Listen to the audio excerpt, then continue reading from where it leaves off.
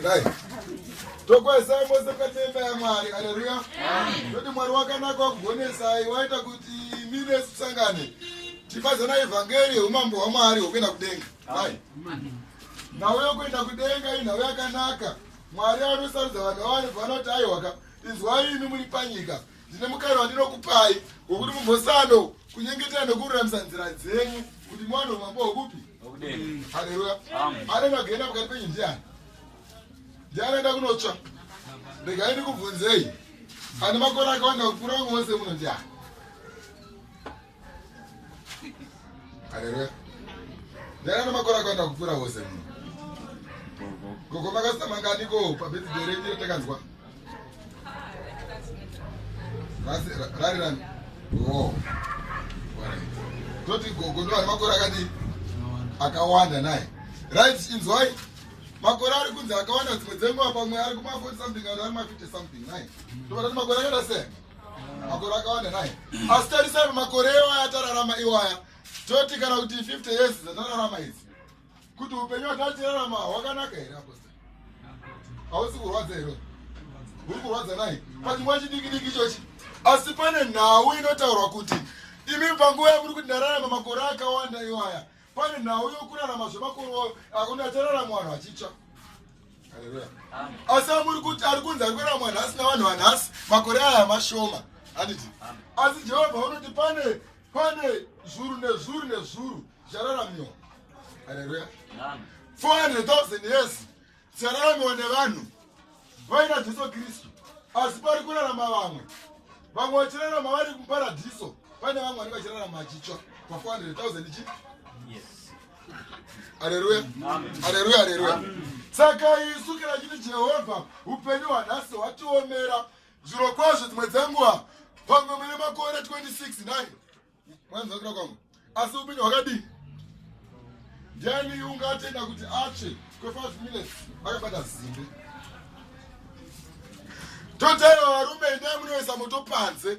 Kana moisa moto ipai vanhu havabate moto avo. Timbodza kuti pane anoita here 5 minutes akabata chi? Zimbe remoto. Haleluya. Amen. Mvura munonzwa ichinaya zvinonzi kuchanaya moto unenge mvura inonaya. Takagarira kuenda kuna Baba. Takagarira kuenda kuna Baba. Takagarira kuenda kuna Baba. Yesu takagarira kuenda kuna Baba.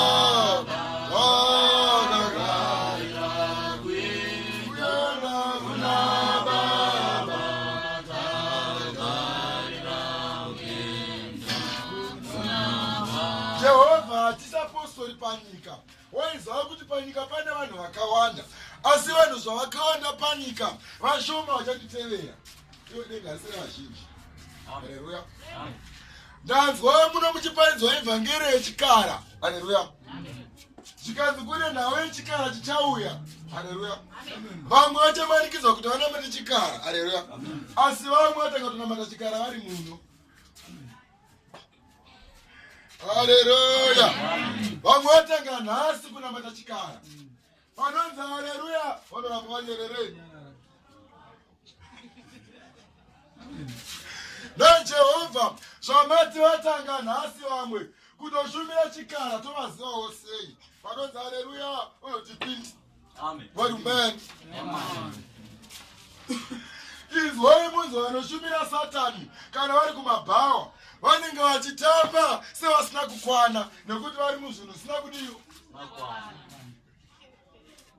Jehovha unoti aiwa kana ndikati haleluya iti hemeni kuva kuti tiri kutenderana. Haleluya. Pane sungano yatiri kusunga pakati pedu isu naJehovha kuti aiwa evhangeri yaMwari yakanaka ngaitaurwe ngaipinde matiri.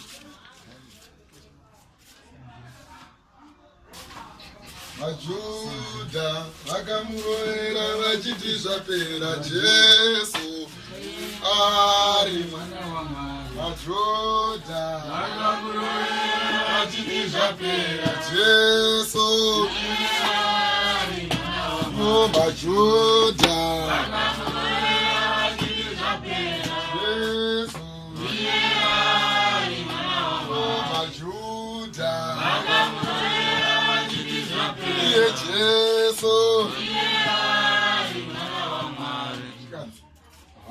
vakamubata, vakamusvipira, vakamutuka, vakamuuraya. Handei, vakamubata, vakamusvipira, vakamutuka, vakamuuraya.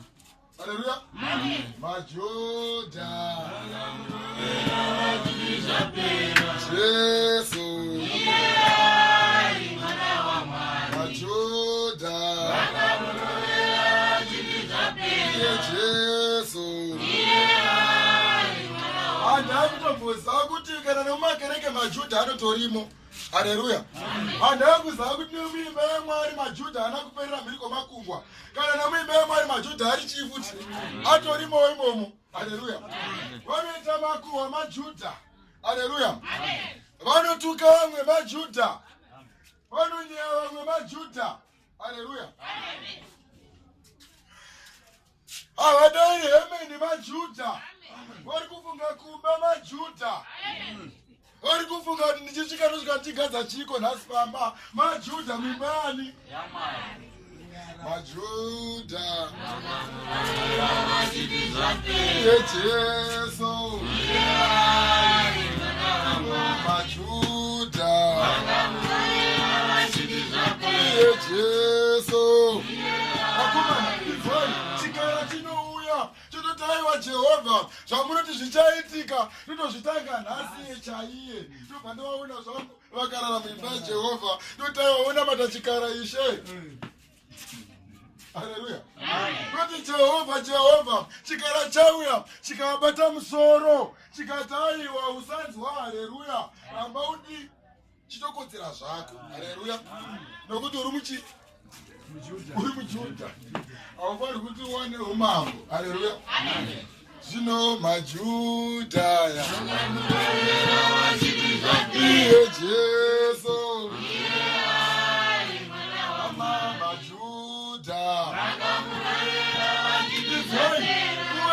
Haleluya. Muchiramba munyerere Jesu anotanga kukwenya. Anotanga kuvaviwa. Haleluya. Mavangani anotanga kumerera. Haleluya. Anotanga kumerera semunhu unomunyaviri. Anenge akutaiwa kani. Vanhu vari kuti vakamwana sarangu. Asi haleluya ari kudaizwa. Vakazenda maishe wangu. Haleluya. Jesu utanga kukwenya. Muviri wose ungokwenya. Mwanakomana womunhu haachisina zororo. Iwo arimo majudha na Jesu. Ama majudha Jesu. Vari kuramba vachirovera Jesu pamuchinjikwa yakaroverwa kare. Haleluya. Mabasa tinoita, kafambiro katinoita, tiri kumuroverera pamuchivuti. Saka tiri machieri nemaroma. Haleluya. Haleluya, haleluya, haleluya, haleluya. Nokuti Jesu unotaiwa ka. Imba iyo ndiye baba vangu yekurumbidzwa kwa baba vangu neni. Haleluya. Zvino zvairi imba yekurumbidzwa kwa baba vangu. Aiwa baba tarisai. Imba yazara majudha. Vamakasadza vama vapostora. Haleluya. Upostori hwakatanga huripo, asi hapasina upostori. Pane ujudha. Haleluya. Saka zvibvunze ugere papi yako ipapo kuti ndimbori chi muimba yaMwari. Isino kuti imba imirai Mwari. Nai, ndokuti muri kuimira ndiani? Musatendera Satani kuti abate musoro wako. Kana akatokubate musoro wako izvezvi, unotobva utofunga zvakaipa uri mukati memba yake. Satani akakubata musoro, waugere naye padivi pako, waakutomuvenga. Satani waita sei? Haleluya. Pakunamatwa chikara chisati chasvika. Achakuita sei chikara ichi? Chakutonamatwa. Nai. Handei ndumuende ngarike kuita sei hai? Handei. Yavura basa Johani 14 mavana makuru. Jesu nonyaradza vadzidzi vake. Jesu akutotinyaradza Yesu. Tisu vadzidzi vani vaJesu Kristu nai. Tiri kunyaradzwa. Nanhasi uno ari kungotinyaradza. Ndiani ane nhamo pakati penyu? Anoti ane nhamo ndiani? Nhamo iyi ndeyei mai? Ndichera hamune kubasa. Hamuna nhamo. Ndiani ane nhamo? Hapana nhamo naye. Anoti ari kushaiwa chokudya asina basa ndiani? Tiri vana vaMwari. Kurava kuti tese tinechi tinazvo naye. Asi zvishoma izvozvo gutsikana inezvi. Mari zvamuri kuti hazvisi kuwanaka. Pane umwe asina. Haleluya. Pane umwe asina. Autoti vakomana. Dai ndamboonawo zvishoma. Munhu atonotsvaga sauti. Anokumbira sauti nehupfu. Naye haana. Saka isi totomboenda. Chakungoda nechekuti pamari dzedu papinde Mwari chete naye. Haleluya. Ndobva unotaiwa vana vangu ndinovapa. Kana ndamupa sirivheri nendarama. Saka nobva asvika kuti wapiwa. Wosvika ubatawo musoro wako kudai. Jehovha tarisai zvakufungwa, tarisai zvakufungwa nemari iya.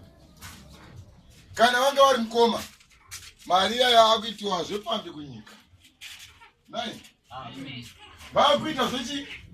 Asatanga achikuda kuti ndiri kushayiwa Mwari, ndiri kushayiwa. Dai mandipa. Dai mandipa. Dai ndawanawo. Amen. Haleluya. Amen. Saka tarisai. Papfume yenyu yamunobata. Rangaira kuti wakaipa aripo ipapo naye. Uri papa kuda kubata pfume yenyu kuti shawe simba. Mugare muchichema asi muchisenza. Wotarisa vamwe sekunoti vane mari dzakawanda. Nyamba pana mari dzakaita sei? Pana Jesu pamari yake. Saka iwo mari yako ine munhu ari kuda kuti aibate. Regai aibate. Munhu ngabate mari yako. Kana abata mari yako, zvaita kuti mari yako yakutenga iwo. Haleluya. Amen. Haleluya apostoli. Amen. Andedu. Tova yati. Moyo yenyu urege kumanikidzwa. Moyo yenyu ngaitoreka kutomanikidzwa imini muri pano. Tendai kuna Mwari. Tendai kuna Mwari. Tendewo kwandiri. Tendai kuna Jesu. Mumba mababa vangu. Mumba mababa vangu mo. Kune nzvimbo zhinji dzokugara. Nzvimbo zhinji dzakatowandisa. Dai kwai. Dai kusaiva kudaro. Anatombokuudza zvese izvi. Nikadai ndaikuudzai. Chinja yenyu. Haleluya. Dai kwese kudaro Jesu haiva chitoro zvakadai vakomana. Amen. Aya, nai. Amen. Pane nhau yenhaka yatofa kuti tidye isu. Haleluya. Kumana nyika vana vanhu vashaiwa zivo nokusaziva kwavo.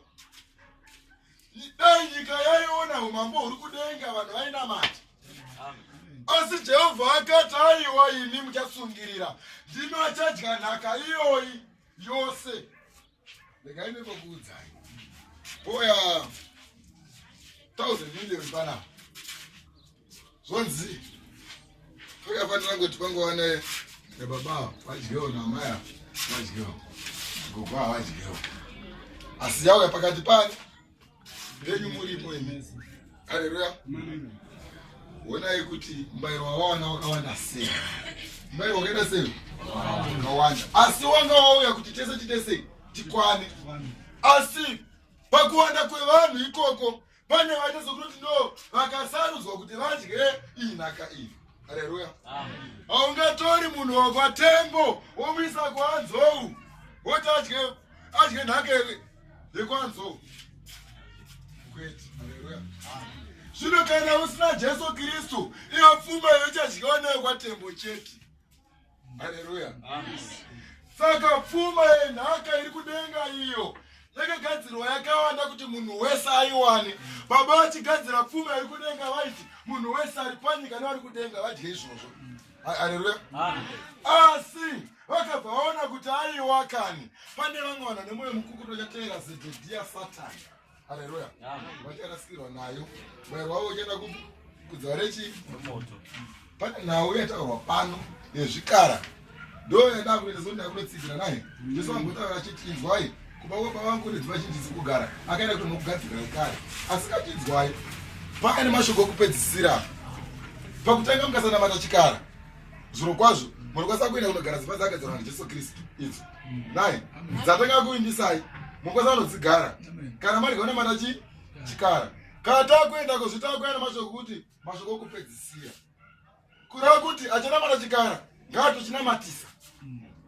Naye Jesu aibva kunyaradzai mwana waMwari. Jehovha akaburuka kudenga kuya pano panyika. Nekuti Jesu waiti Jehovha vari mandiri ini ndiri mavari. Kureva kuti vanhu vakaona Mwari pano panyika.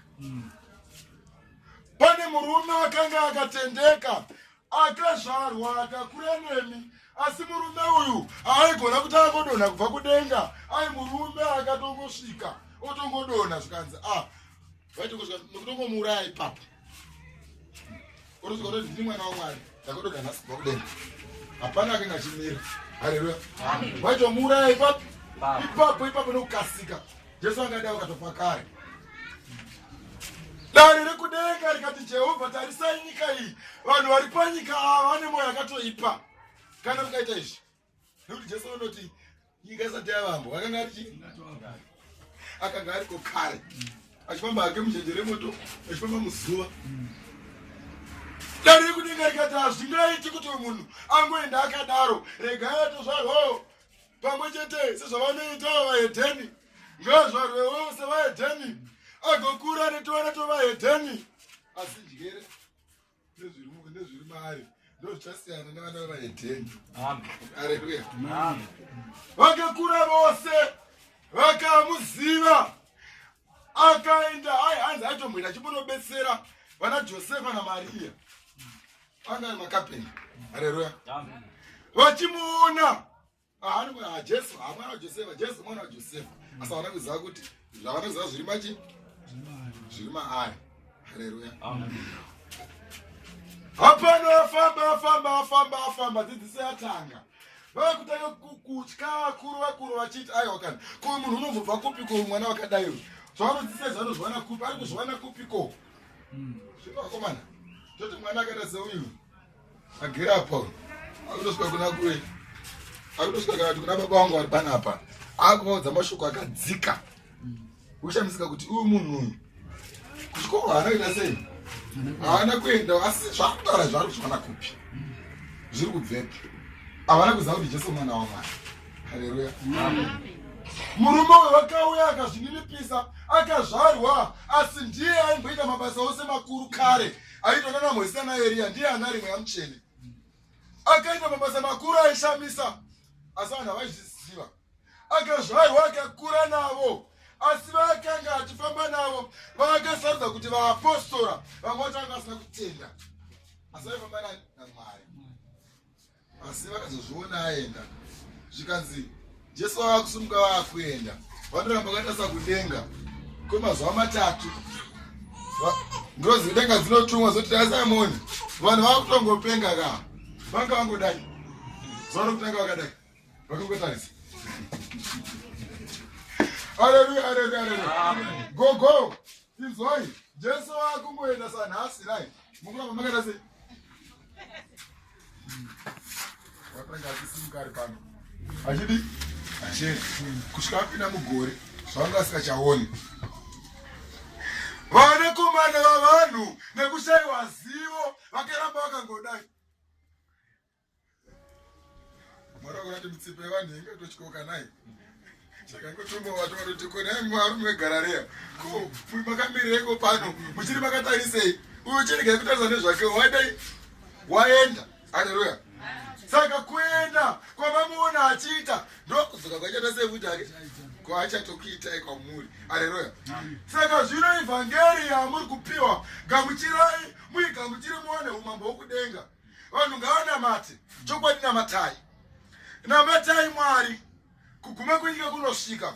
Sezvakaitika panguva yeSodhomu, zvakaitika panguva yaNoa, sezvakaitika kumukadzi waLoti.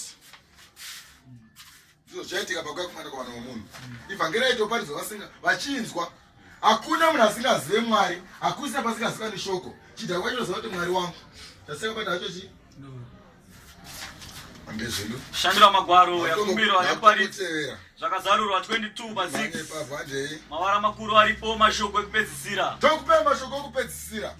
Zvino akati kwandiri mutumwa uyu. Mashoko awa akatendwa. Mashoko akatotendwa aya. Ndazvokwadi. Nekuti ndazvokwadi. Ishe Mwari womweya waprofita.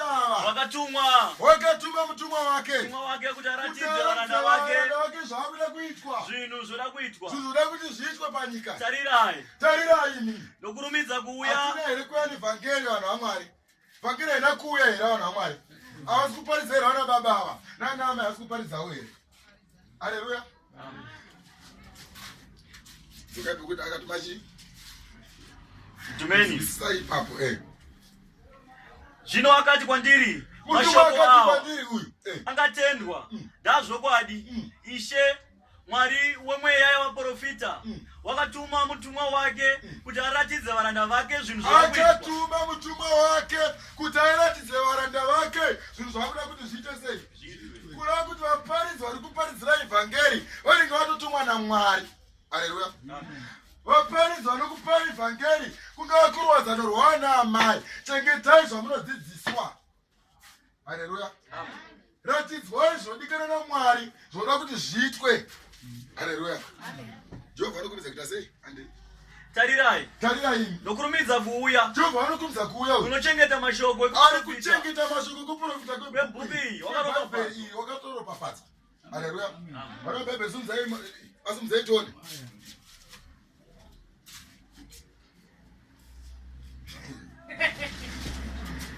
Ona uyai tinyorese mazita mutsamba. Uyai tinyorese mazita we mutsamba. Uyai tinyorese mazita mutsamba. Goya goiri. Vana Baba uyai munyorese mazita mutsamba. Uyai munyorese mazita kudenga mazita kudenga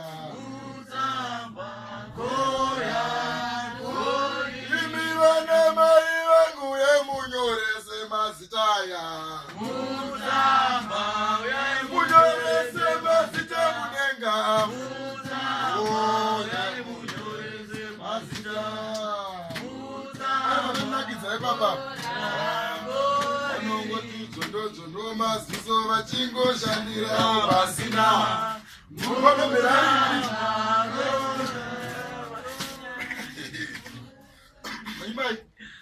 imba yenyu imba yenyu. Haleluya. Pane madiki paningirira sei hapo. Vanongoti dzondodzo maziso vachingoshandirawo pasina. Kana uchida kutenga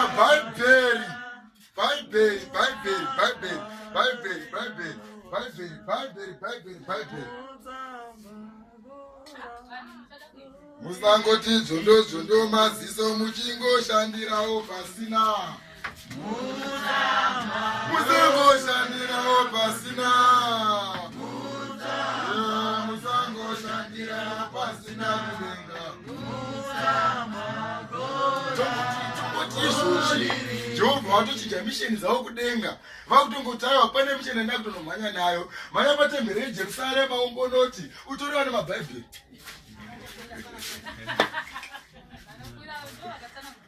Chitomhanya izvezvi uende paJerusarema pane evhangeri iri kutoparidzwa. Endai ungonotora vane mabhaibheri chete.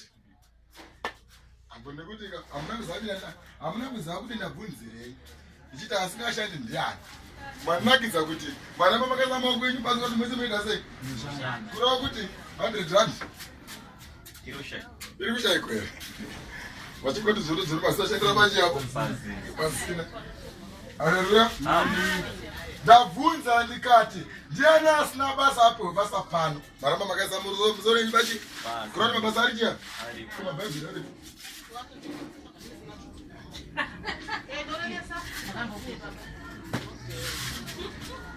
Apera kasara mdo. Nai. Unobatisa. Basa mabigiro. Kana kuti. Right. Nekuti Bible iyo rakanaka. Rinokudzorai. Ukaenda mukati medzimba dzenyu kana ukatsama ukabatikana ukatora ichi chinhu chinokudzikamisa. Nai. Unodzikama. Unobva wangovhura pano unenge wakubata bhuku rako so ungovhura so wobva wangosvika pangu panongonzi ndinokutendera zvangu kuti ndiri mutsamweni asi musaridza so makadii izvo apostori aMwari. Unobva wangovhura vhesi 9 wabva kuindi Mwari hamoti watukwana baba kati watasei handizive. Ubva wangovhura vhesi wangovhura againiverenga hangu Bhaibheri zvonzi kutsamwa zvenyu vana vangu asi musavidza zuva makadii zvirimo mubhaibheri imomo. Bhaibheri rotokuti tsamwai asi musavidza zuva rosi makadii. Tsamwai asi musavidza zuva makatsamwa. Munenge makuita chii kunani? Handizvi ndimhanye ndigare pasi. Namba inoti ini Johani. Iye Johani uyu ini ndakanzwa ndiye akanzwa